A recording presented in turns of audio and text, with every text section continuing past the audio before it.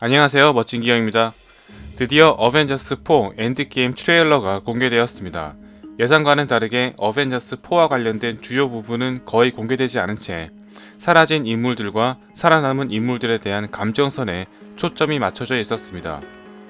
특히 우주선에 고립된 채 타노스와의 대전에서 부서진 나노슈트의 입자를 모아 만든 것 같은 헬멧을 통해 페퍼에게 마지막 메시지를 보내는 토니의 모습이 매우 인상적이었습니다. 하지만 인피니티 워 트레일러에서도 그랬듯이 이 부분이 영화의 시작점이 아닌 마지막 장면일 가능성도 배제할 수 없습니다. 인피니티 워의 후속편이었던 앤트맨과 와스프에서 어벤져스4에 대한 정보를 발견할 수 있을 거라고 예상했지만 아쉽게도 아무런 단서를 발견하지 못했는데요.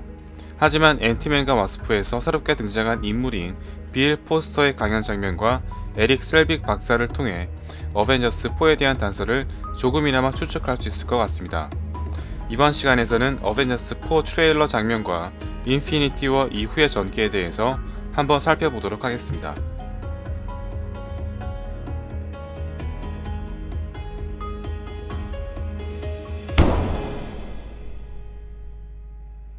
앤트맨과 와스프에서 잃어버린 연구소를 찾기 위해 행크 핌의 예전 파트너였던 빌 포스터를 찾아가게 됩니다. 대학교에서 강연을 하고 있는 빌 포스터를 볼 수 있는데요. 강연 내용을 살펴보면 다음과 같습니다. 짧은 씬이었지만 강연 내용으로 평행 세계에 대해서 설명하고 있는 것을 볼 수 있는데요. 퀀텀 렐름이 상당히 중요한 앤트맨 시리즈에서 꽤나 흥미로운 장면이었습니다. 비록 앤트맨과 와스프에서는 빌 포스터의 강연 내용이 구체적으로 밝혀지지 않았지만 닥터 스트레인지에서 또 다른 장면을 발견할 수 있습니다. 에인션트 원은 카마르타지를 찾은 스트레인지에게 가르침을 전수해주기 위해 스트레인지를 멀티버스로 보내게 되는데요.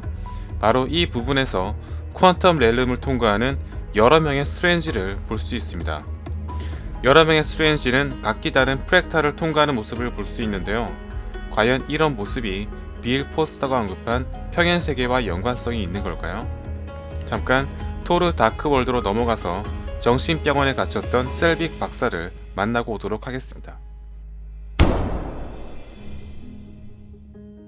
셉터에 의해 세뇌당한 후 테서렉트를 이용해 포털을 여는 등 MCU 내에서도 손꼽힐 정도로 천재라 불리는 에릭 셀빅 박사입니다.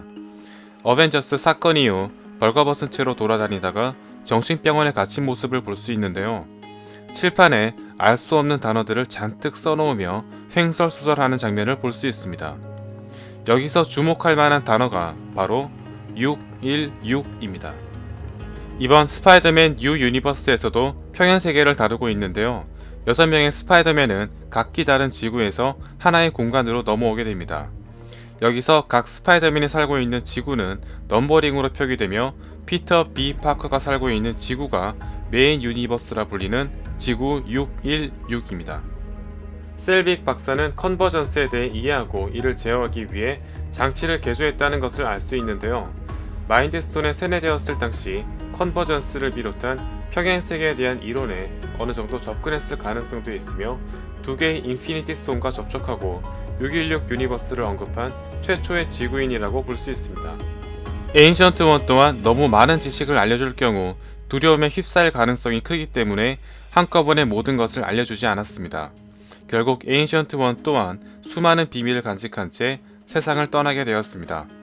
그렇다면 이런 평행세계와 퀀텀 렐름은 어떤 연관성이 있는지 다시 한번 앤트맨과 와스프로 돌아가서 이번엔 빌 포스터가 언급한 양자 얽힘 현상에 대해서 한번 알아보도록 하겠습니다. 제닉과 연결되었다는 스캇의 말을 듣자마자 빌 포스터는 양자 얽힘 현상이라고 언급합니다.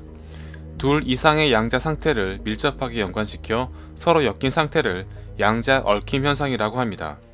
쉽게 설명하면 두 개의 상자 안에 빨간색 알약과 파란색 알약을 넣은 뒤 임의로 하나의 상자를 우주 멀리 던졌다고 가정해 보겠습니다. 지금 당신의 눈앞에는 남은 하나의 상자가 있습니다. 그 상자를 열어보니 빨간색 알약이 들어있는 것을 확인할 수 있습니다.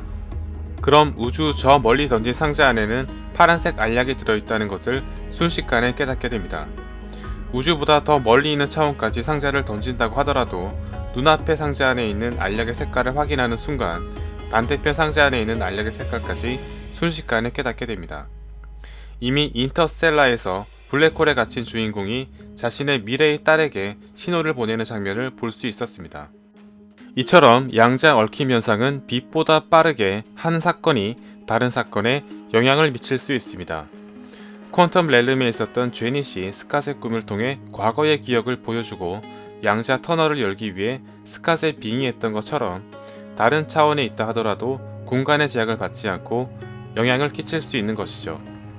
만일 이 양자 얽힘과 평행 세계를 자유로이 넘나들 수 있다면 충분히 다른 세계에 있는 인물들과 교신을 할 수 있습니다.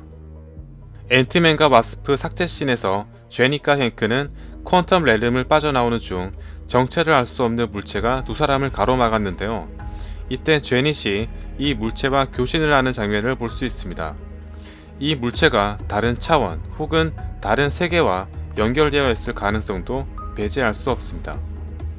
어벤져스4에서 모습을 드러낸 일본에서 활동하고 있는 호크아이, 로닌 역시 가족의 죽음 충격 때문인 건지 아니면 정말 다른 평행 세계에 존재하는 인물인지에 대해서도 지켜봐야 될 사항이라고 볼 수 있습니다. 또한 폐기의 사진을 들여다보던 캡틴 역시 자신의 첫사랑을 다시 만나는 것과 우주의 운명을 살리는 것을 사이에 놓고 갈등하고 있을 수도 있습니다. 특히 이번 어벤져스4 트레일러 장면에서도 어벤져스 기지를 찾은 스캇을 두고 캡틴은 옛날 메시지라고 착각했지만 블랙 위도우는 바로 현관이라고 언급하게 되는데요. 바로 이전 영화 앤트맨과 와스프에서 스캇이 퀀텀 렐름에 갇혔으며 시간의 소용돌이의 영향을 받았을 가능성도 배제할 수 없습니다. 아니면 왜 굳이 사망자 명단에 스캇이 떠있는 장면과 어벤져스 기지를 찾은 스캇을 보여준 것일까요? 어벤져스4의 주된 내용은 시간여행을 넘어서 평행세계로 입문하는 영화가 될 수도 있습니다.